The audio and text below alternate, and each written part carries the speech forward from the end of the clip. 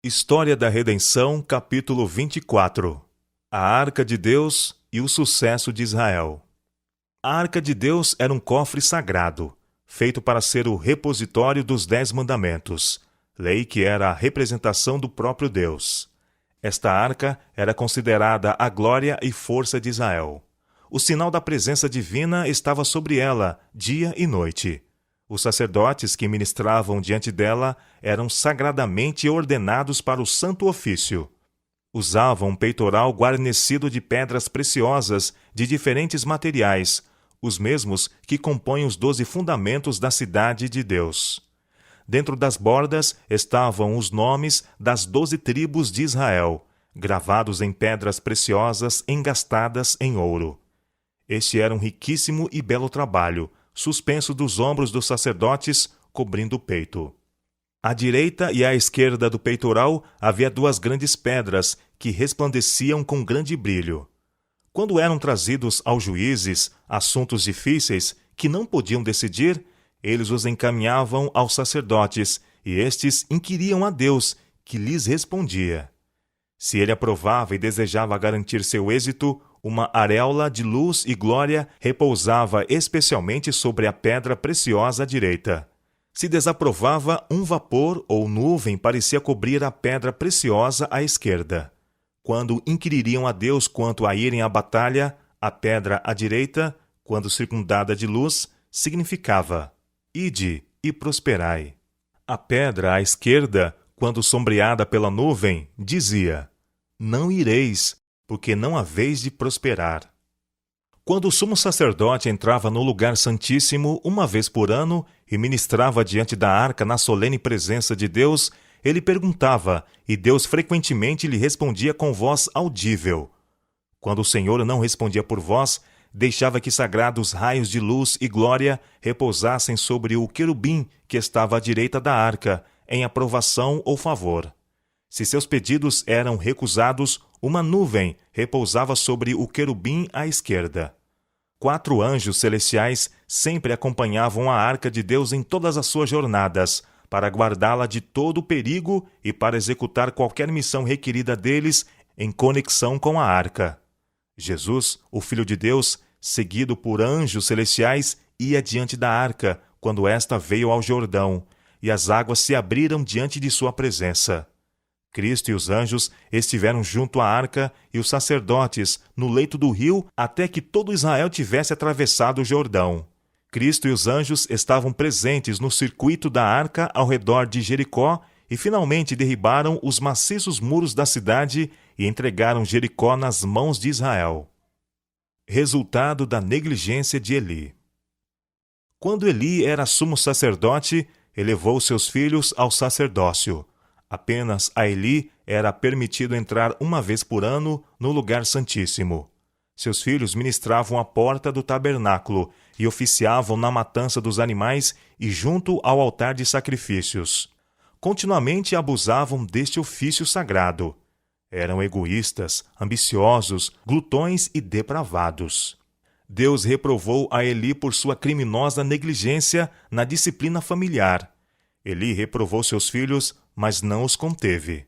Depois que foram colocados no sagrado ofício do sacerdócio, Eli ouviu de sua conduta em defraudar os filhos de Israel de suas ofertas, e soube de suas insolentes transgressões da lei de Deus e de sua conduta violenta, que levava a Israel ao pecado.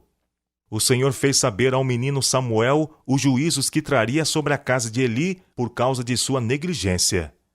Disse o Senhor a Samuel: eis que vou fazer uma coisa em Israel, a qual todo o que ouvir lhe tinirão ambos os ouvidos. Naquele dia, suscitarei contra Eli tudo quanto tenho falado com respeito à sua casa. Começarei, e o cumprirei. Porque já lhe disse que julgarei a sua casa para sempre, pela iniquidade que ele bem conhecia. Porque seus filhos se fizeram execráveis, e ele os não repreendeu. Portanto, jurei à casa de Eli que nunca jamais lhe será expiada a iniquidade, nem com sacrifício, nem com oferta de manjares. As transgressões dos filhos de Eli eram tão ousadas, tão insultantes a um Deus santo, que nenhum sacrifício podia expiar tão obstinada transgressão.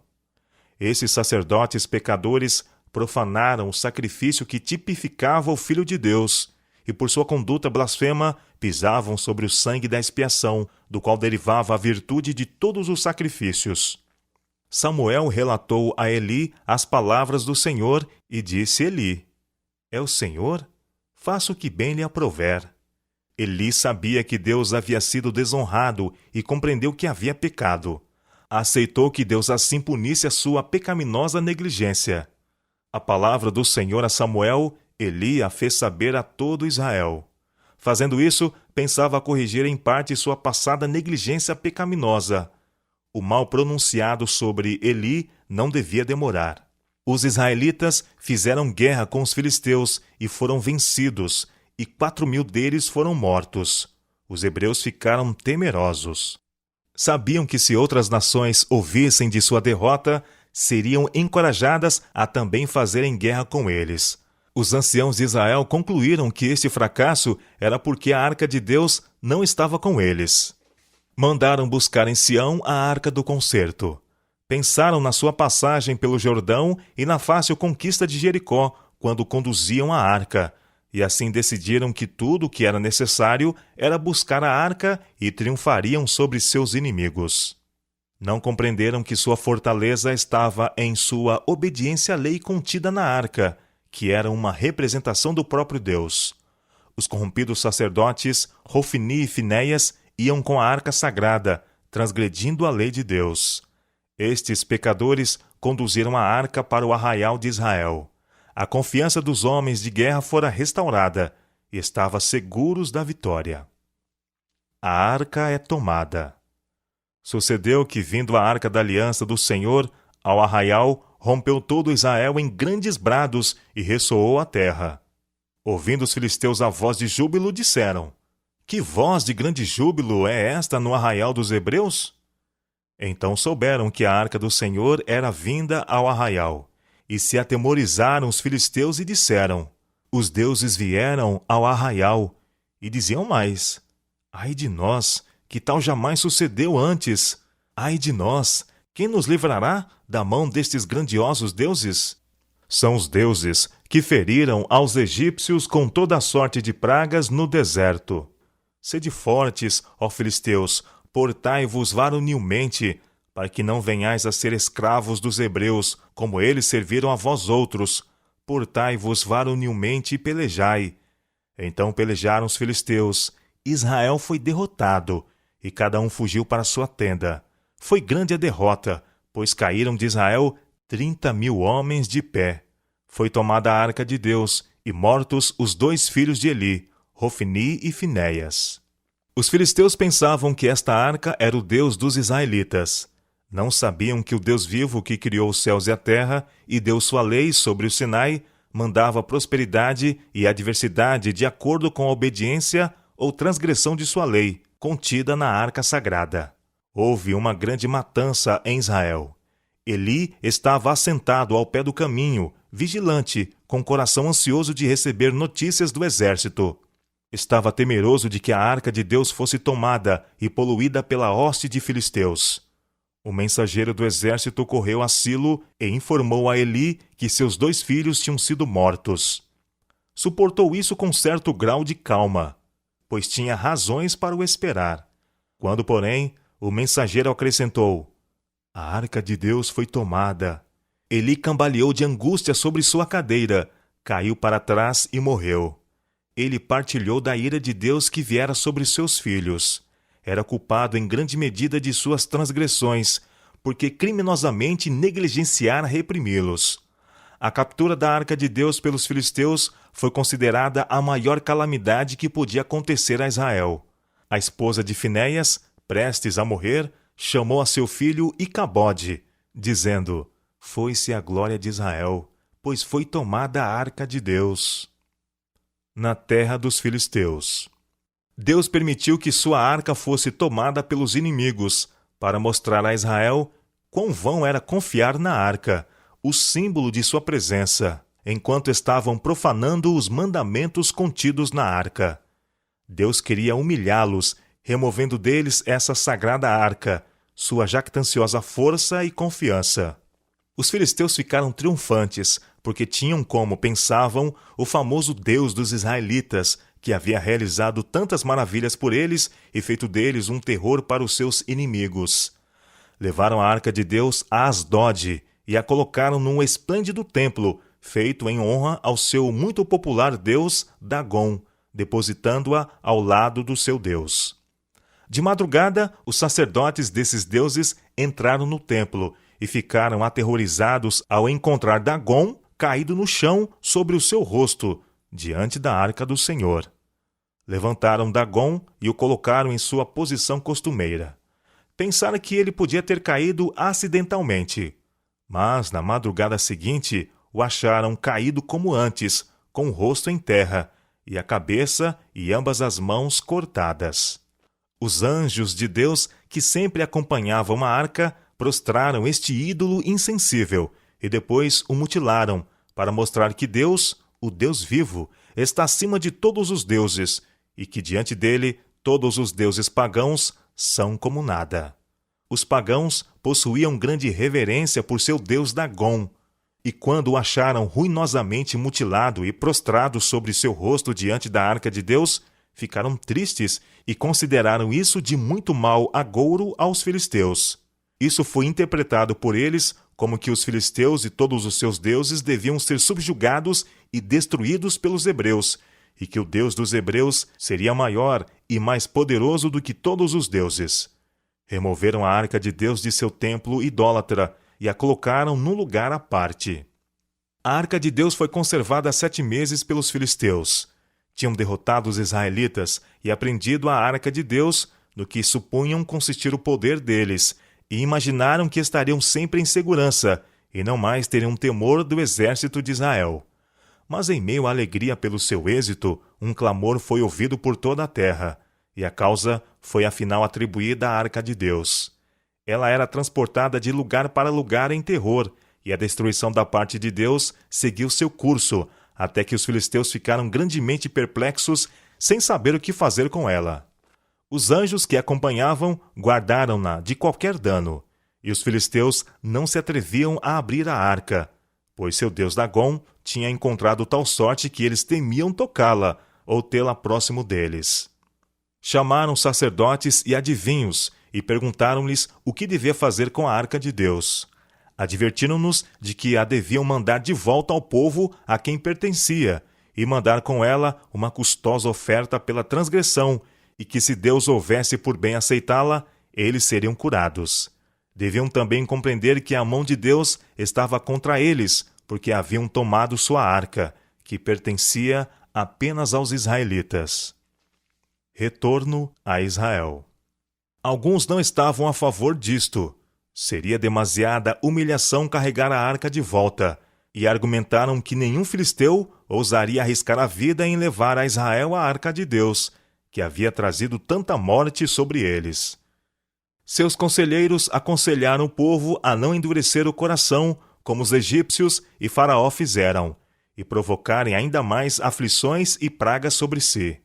E como estivessem todos temerosos de tomar a arca de Deus, eles os aconselharam, dizendo: Agora, pois, fazei um carro novo, tomai 2 vacas com crias, sobre as quais não se pôs ainda jugo, e atai-as ao carro, seus bezerros levá-lo-eis para casa. Então tomai a arca do Senhor, e ponde-a sobre o carro, e metei num cofre ao seu lado as figuras de ouro que lhe haveis de entregar como oferta pela culpa, e deixai-a ir. Reparai, se subir pelo caminho rumo do seu território, a Bet-Semes, foi ele que nos fez este grande mal. E se não, saberemos que não foi a sua mão que nos feriu, foi casual o que nos sucedeu. Assim fizeram aqueles homens, e tomaram 2 vacas com crias e as ataram ao carro, e os seus bezerros encerraram em casa. As vacas se encaminharam diretamente para Bet-Semes, e andando e berrando, seguiam sempre por esse mesmo caminho, sem se desviarem nem para a direita e nem para a esquerda. Os filisteus sabiam que as vacas não seriam induzidas a abandonar suas crias, a menos que fossem impelidas por algum poder invisível. As vacas foram diretamente a Bet-Semes, mugindo por suas crias e, contudo, afastando-se delas. Os príncipes dos filisteus seguiram após a arca até o termo de Bet-Semes. Não ousaram confiar a sagrada arca inteiramente às vacas. Temiam que, se algum mal acontecesse a ela, maiores calamidades viriam sobre eles. Não sabiam que anjos de Deus acompanhavam a arca e guiavam as vacas em seu caminho para o lugar ao qual pertencia. A presunção punida. O povo de Bet-Semes estava cegando no campo, e quando viram a arca de Deus sobre um carro, puxado por vacas, grandemente se alegraram. Sabiam que isto era obra de Deus. As vacas puxaram o carro que continha a arca para uma grande pedra, e pararam. Os levitas desceram a arca do Senhor e a oferta dos filisteus, e ofereceram o carro e as vacas que tinham trazido a sagrada arca e a oferta dos filisteus, como um holocausto ao Senhor. Os príncipes dos filisteus voltaram a Ecrom, e a praga cessou. Os homens de Bet-Semes estavam curiosos para saber que grande poder havia na arca, que a levou a operar coisas tão maravilhosas. Olhavam para a arca apenas como sendo poderosa, e não acreditavam no poder de Deus.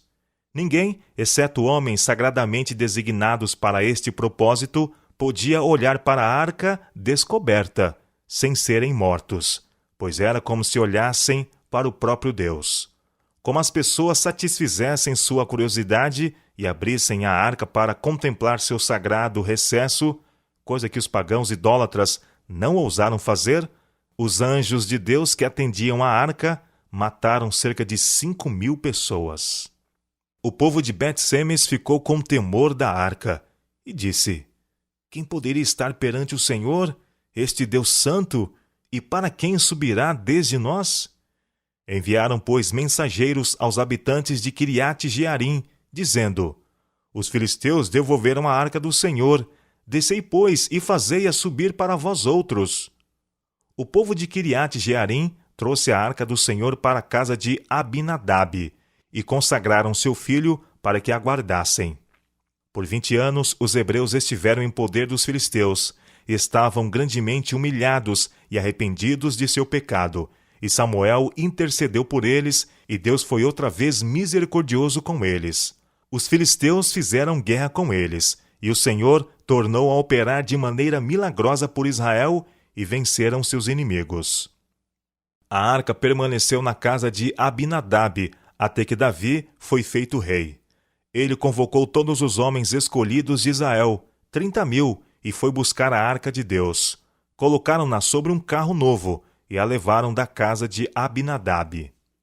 Uzá e Aiô, filhos de Abinadab, guiavam o carro. Davi e toda a casa de Israel se alegravam diante do Senhor com toda sorte de instrumentos musicais. Quando chegaram à eira de Nacom, estendeu Uzá a mão à arca de Deus e a segurou, porque os bois tropeçaram. Então a ira do Senhor se acendeu contra Uzá, e Deus o feriu ali por esta irreverência, e morreu ali junto à arca de Deus. Uzá ficou irado com os bois porque tropeçaram. Demonstrou uma manifesta desconfiança de Deus, como se aquele que tinha trazido a arca da terra dos filisteus não pudesse tomar conta dela. Os anjos que atendiam a arca feriram Uzá por sua impaciente presunção de colocar a mão sobre a arca de Deus. Temeu Davi ao Senhor naquele dia, e disse: como virá a mim a arca do Senhor? Não quis Davi retirar para junto de si a arca do Senhor, para a cidade de Davi, mas a fez levar à casa de Obed-Edom, o geteu. Davi sabia que era um homem pecador, e temia que a semelhança de Uzá pudesse ser da mesma maneira presunçoso e atrair a ira de Deus sobre si. Ficou a arca do Senhor em casa de Obed-Edom, o geteu, 3 meses, e o Senhor o abençoou, e a toda a sua casa. Deus queria ensinar a seu povo que, ao passo que sua arca era terror e morte para os que transgredissem seus mandamentos, nela contidos, era também uma bênção e fortalecimento para os que fossem obedientes aos seus mandamentos. Quando Davi ouviu que a casa de Obed-Edom era grandemente abençoada e tudo que ele tinha prosperava, por causa da arca de Deus, ficou ansioso por trazê-la para sua própria cidade. Contudo, antes de Davi aventurar-se a mudar a sagrada arca, santificou-se a Deus e também ordenou que todos os homens principais de autoridade no reino deviam guardar-se de todo o negócio secular e de todas as coisas que desviassem sua mente da devoção sagrada. Assim deviam eles santificar-se para o propósito de conduzir a sagrada arca para a cidade de Davi. Foi, pois, Davi, e com alegria fez subir a arca de Deus da casa de Obed-edom, a cidade de Davi. Introduziram a arca do Senhor e puseram-na no seu lugar, na tenda que lhe armara Davi. E este trouxe holocaustos e ofertas pacíficas perante o Senhor. No Templo de Salomão. Depois de Salomão ter terminado a construção do templo, convocou os anciãos de Israel e os mais influentes dentre o povo, para fazer subir a arca do concerto do Senhor da cidade de Davi. Estes homens consagraram-se a Deus e, com grande solenidade e reverência, acompanharam os sacerdotes que conduziam a arca. Vieram todos os anciãos de Israel, e os sacerdotes tomaram a arca do Senhor e a levaram para cima, com a tenda da congregação, e também os utensílios sagrados que nela havia. Os sacerdotes e levitas é o que os fizeram subir. O rei Salomão e toda a congregação de Israel, que se reunira a ele, estavam todos diante da arca, sacrificando ovelhas e bois, que de tão numerosos não se podiam contar. Salomão seguiu o exemplo de seu pai Davi. A cada 6 passos ele sacrificava. Com cânticos e música e com grande cerimônia, puseram os sacerdotes a arca da aliança do Senhor no seu santo lugar, no santuário mais interior do templo, no Santo dos Santos, debaixo das asas dos querubins, pois os querubins estendiam as asas sobre o lugar da arca, e do alto cobriam a arca e os varais. Um muito esplêndido santuário tinha sido feito, de acordo com o modelo mostrado a Moisés no monte e posteriormente apresentado pelo Senhor a Davi. O santuário terrestre era feito à semelhança do celestial. Em adição aos querubins na cobertura da arca, Salomão fez 2 outros anjos de tamanho maior, postados em cada lado da arca, representando os anjos celestiais sempre guardando a lei de Deus. É impossível descrever a beleza e o esplendor deste tabernáculo. Ali como no tabernáculo do deserto, a sagrada arca foi conduzida em solene e reverente ordem, e colocada no lugar sob as asas dos 2 majestosos querubins em pé sobre o solo. O sagrado coro uniu suas vozes com toda espécie de instrumentos musicais em louvor a Deus. Enquanto as vozes, em harmonia com os instrumentos musicais, ressoavam através do templo e eram levadas pelos ares através de Jerusalém, a nuvem da glória de Deus tomava posse da casa, como outrora havia enchido o tabernáculo. Tendo os sacerdotes saído do santuário, uma nuvem encheu a casa do Senhor, de tal sorte que os sacerdotes não puderam permanecer ali para ministrar por causa da nuvem, porque a glória de Deus enchera a casa do Senhor. O rei Salomão permaneceu sobre uma plataforma de bronze diante do altar e abençoou o povo. Ele então ajoelhou-se e, com as mãos erguidas, pronunciou uma fervorosa e solene oração a Deus, enquanto a congregação estava curvada com seus rostos em terra. Depois de Salomão ter terminado sua oração, um fogo miraculoso veio do céu e consumiu o sacrifício. Por causa dos pecados de Israel, a calamidade que Deus disse que deveria vir sobre o templo, se seu povo se separasse dele, cumprir-se-ia algumas centenas de anos depois de ter sido o templo construído. Deus prometeu a Salomão que, se ele permanecesse fiel e seu povo fosse obediente a todos os seus mandamentos, o glorioso templo devia permanecer para sempre em todo o seu esplendor, como uma evidência da prosperidade e das exaltadas bênçãos que repousavam sobre Israel devido à sua obediência. O cativeiro de Israel. Por causa da transgressão de Israel aos mandamentos de Deus e seus atos ímpios, Deus permitiu que eles fossem levados em cativeiro para humilhá-los e puni-los. Antes do templo ser destruído, Deus fez saber a alguns de seus fiéis servos o destino do templo, que era o orgulho deles, e por eles referido com idolatria, ao mesmo tempo em que estavam pecando contra Deus. Também lhes revelou o cativeiro de Israel. Estes homens, justos, exatamente antes da destruição do templo, removeram a sagrada arca que continha as tábuas de pedra, e com lamento e tristeza esconderam-na numa caverna, onde devia ficar oculta do povo de Israel por causa de seus pecados, não mais sendo-lhes restituída. Esta sagrada arca ainda está oculta, jamais perturbada desde que foi escondida.